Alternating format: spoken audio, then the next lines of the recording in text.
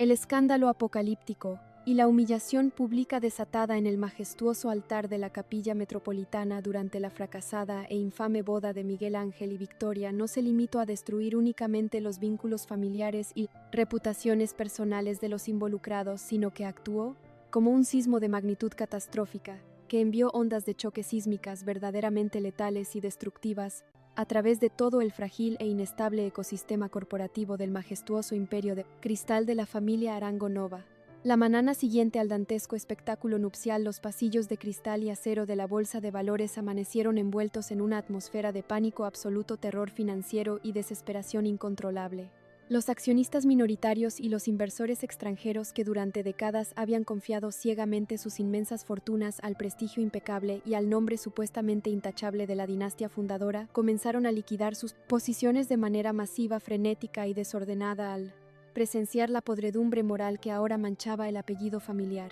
Los teléfonos en las oficinas ejecutivas no dejaban de sonar como una sirena de alarma, advirtiendo de un hundimiento ineludible, mientras las pantallas de los corredores de bolsa mostraban líneas rojas que caían en picada hacia el abismo. El valor de las acciones de la empresa matriz se desplomó con la velocidad y la fuerza de un meteorito, evaporando miles de millones de dólares en cuestión de horas y sumiendo al poderoso emporio vinícola en la crisis financiera más profunda y devastadora que jamás habían enfrentado, amenazando con Sem.en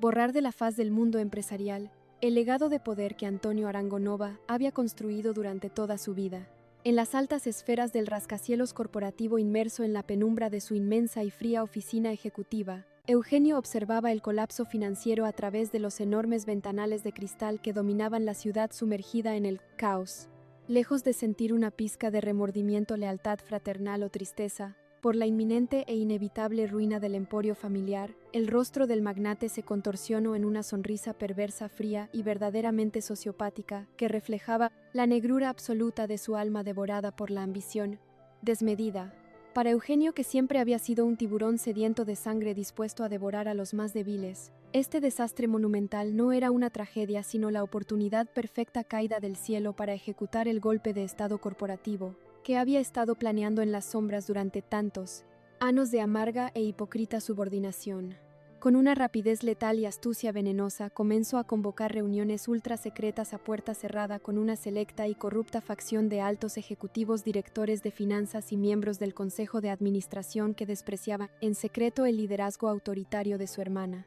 Utilizando su carisma manipulador, Eugenio tejió una red de traición, argumentando con una lógica asquerosa, pero efectiva, que Teresa, con su obsesión enfermiza por destruir a Luz y su total incapacidad para manejar los escándalos de relaciones públicas, estaba llevando el barco directamente hacia un naufragio ineludible. Convenció a los tiburones de cuello blanco de que la única forma de salvar sus propios patrimonios era destituir a Teresa de su trono mediante un voto de desconfianza fulminante y coronarlo a él como el salvador absoluto y presidente de la corporación, sin sospechar que estaba jugando alegremente sobre un inmenso barril de pólvora a punto de detonar. Ese enemigo silencioso, letal y profundamente resentido no era otro que William, el esposo aparentemente sumiso, pero internamente rebosante de una agresividad y un rencor manipulador que había acumulado durante años de ser tratado como un simple y patético adorno en la brillante corte de la familia Arango Nova. William no se iba a quedar de brazos cruzados observando pasivamente cómo su esposa perdía el control del imperio, arrastrando con ella la inmensa y jugosa mina de oro que financiaba su lujoso estilo de vida. Cansado de vivir bajo la sombra sofocante del apellido de su mujer y harto de las constantes humillaciones a las que era sometido, William decidió que era el momento exacto de revelar su verdadera naturaleza depredadora y salir de las trincheras para reclamar su parte del botín bañado en sangre. Durante años y con la paciencia perturbadora de una arana venenosa, tejiendo su trampa mortal en la oscuridad, él había estado recolectando meticulosamente un arsenal de secretos verdaderamente devastadores e imperdonables. En la caja fuerte de su despacho ocultaba grabaciones incriminatorias, documentos financieros alterados, fotografías comprometedoras y expedientes confidenciales que detallaban con una precisión asombrosa y cruel las infidelidades escandalosas, los desvíos millonarios de fondos hacia paraísos fiscales y los peores crímenes pasados de cada uno de los miembros más prominentes de la familia. Con una frialdad y malicia incalculables, William comenzó a fotocopiar y compilar toda esta basura tóxica en sobres sin remitente, preparando el armamento para una guerra de extorsión sin precedentes. Su objetivo era someter a toda la dinastía bajo su bota, amenazando con destruir a quien se atreviera a desafiar sus innegociables exigencias de poder absoluto y control financiero. Sin embargo, la paciencia de William tenía un límite, y la codicia lo empujó a apretar el gatillo de la destrucción masiva. Al darse cuenta de que Eugenio estaba ganando terreno en el Consejo de Administración y de que Teresa estaba perdiendo el juicio y el control, William decidió dar el primer golpe mortal enviando los paquetes anónimos cargados de veneno, información letal, directamente a las oficinas de los principales diarios sensacionalistas del país y a los despachos de los fiscales anticorrupción más implacables y sedientos de gloria judicial. La explosión mediática que siguió fue verdaderamente dantesca, ensordecedora y brutal. Las portadas de los periódicos y los noticieros se inundaron con titulares enormes y sangrientos que revelaban la profunda, asquerosa y sistemática podredumbre de los Arango Nova, exponiendo al mundo entero el verdadero rostro de una familia que había construido su fortuna sobre una montaña de fraudes y lágrimas. La filtración de estos documentos causó un pánico histérico entre la élite y dentro de los muros de la corporación, convirtiendo la urgente reunión de emergencia de la sala de juntas en un auténtico y despiadado campo de exterminio donde las lealtades pasadas no valían absolutamente nada, y el único instinto reinante era la supervivencia primitiva a cualquier costo.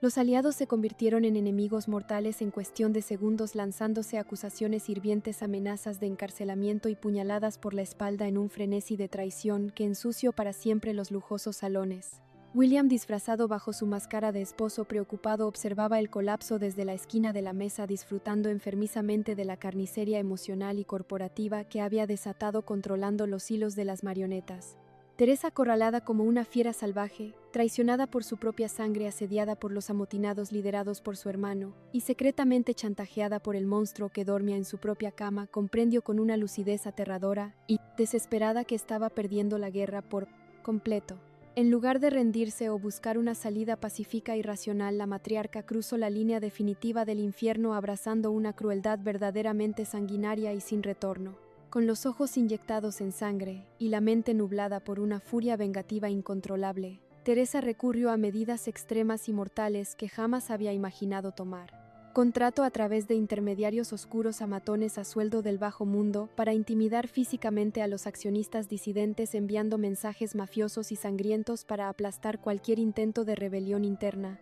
Al mismo tiempo utilizó sus últimos y más oscuros contactos gubernamentales para plantar evidencia incriminatoria falsa y verdaderamente condenatoria, intentando desesperadamente incriminar a Eugenio en un masivo e ineludible fraude fiscal e internacional, esperando que su propio hermano fuera arrestado y extraditado para pudrirse en una cárcel de máxima seguridad. La guerra civil dentro de las entrañas de la dinastía Arango Nova había dejado de ser una simple batalla corporativa librada con elegantes palabras en salas de juntas alfombradas, para convertirse en un conflicto brutal, sanguinario y visceral, lleno de sabotajes industriales, chantajes mortales y una implacable persecución que aseguraba la completa, ineludible y absoluta destrucción mutua de todos los involucrados, extinguiendo para siempre la majestuosidad de un imperio que terminó ahogado en el amargo ácido de su propia y desmedida codicia, amenazando con destruir a cualquier alma inocente que tuviera la mala fortuna de cruzarse en el camino ensangrentado de estas alimañas, dispuestas a matar por aferrarse al trono vacío de poder eterno.